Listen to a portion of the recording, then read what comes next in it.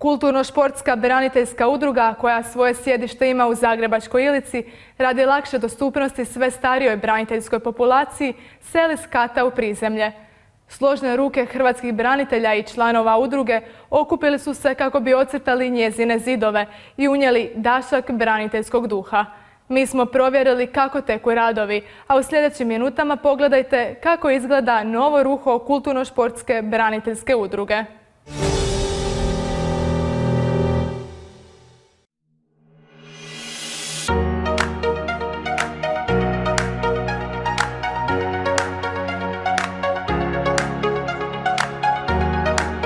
Ovih dana veselo je na adresi Kulturno-športske braniteljske udruge u Zagrebačkoj Ilici. Vrijedne braniteljske ruke renoviraju nove prostorije udruge, a osim prostorije gdje će se družiti, na međukatu biti će galerija koju će moći posjetiti svi zainteresirani prolaznici. Biće to i prodajna galerija, znači moći će svaki ko će doći, ako mu se nešto svidi, kupiti sliku i tako, gdje će ići određeni dio ide umjetniku, a jedan dio na pomoć malo udruzi da još sredimo.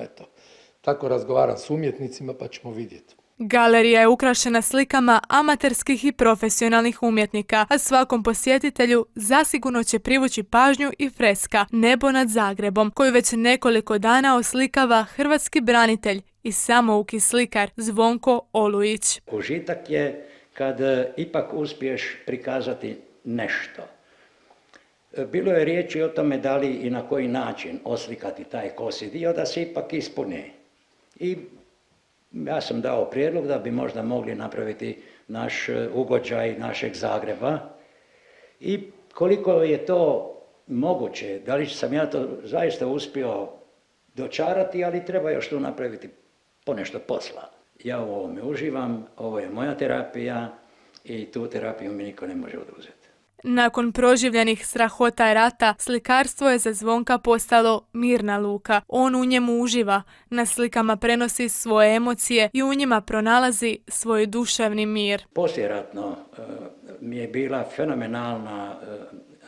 fenomenalan način da se izvučem iz tih ružnih slika i gdje mi je bilo čak preporučeno, a znali su liječnici gore na Rebru, da islikam i onda su rekli ovako, ajde, kad već nemoj puno gledati televiziju, naročito ciljane neke, da ne kažem, stvari, onda najjednostavnije imaš svoj atelijer, lijepo uđi unutra i slikaj. I ja ću vam zaista reći i poručujem svakome, kogod ima problema, emocionalnih, da ne govorim, jer ne znam u detalje, ja nisam iz te priče, ali kad se uzme kist i boju, pa makar i ne znao slikat, ti nosiš iza sebe to nešto što treba iznijeti. I tada se čovjek osjeća ne sam sa sobom, nego sa onim što se na platnu, odnosno na zidu, nalazi ili će se naći, a tada te emocije iz depresije kreću u jedno kvalitetnije raspoloženje. Uz Nebo nad Zagrebom Zvonka Olujića u planu je i freska Anđela, koju će naslikati Snježana Šebalj. U galeriji su izložene i slike svjetski priznatog umjetnika, hrvatskog slikara s odličjem Zvijezde Danice, slikom Marka Marulića, Duška Šibla. Zanima me jako pokret, vrijeme, protok vremena i ja to nastavim u dvije dimenzije, nekako proces ljudskog bića i ljudskog postojanja. Iako nije branitelj, u vrijeme rata, ali i nakon njega, svoje slike davao je na humanitarne akcije kako bi omogućio braniteljima koji su u Domovinskom ratu stradali i ostali bez udova liječenje u inozemstvu. Uz to dogovorio je izložbu vukovarsko-srijemskih braniteljica u galerijskom prostoru Veleposlanstva u Londonu. Duško Šibl daje veliku podršku radu udruge kao i amaterskim slikarima. Ako ljudi imaju taj osjećaj, to je taj jedan iskonski neki nagon koji čovjek ima, koji mi više ne znamo da imamo, ali recimo djeca imaju i crtaju i rade. Pa ako nisi neki umjetnik, to nije bitno. Bitno je da ti imaš želju i da nešto izraziš i onda se možda i bolje osjećaš psihički.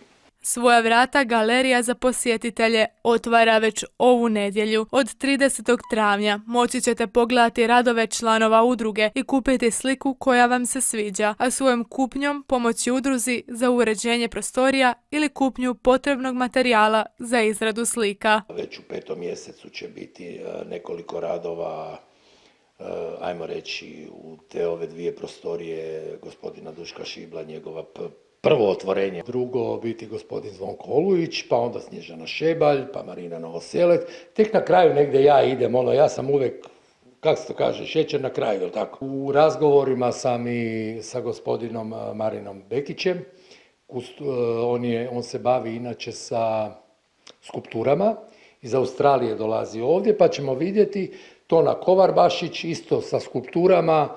Znači, namjera nam je da uvijek imamo red slika, red skulptura i to.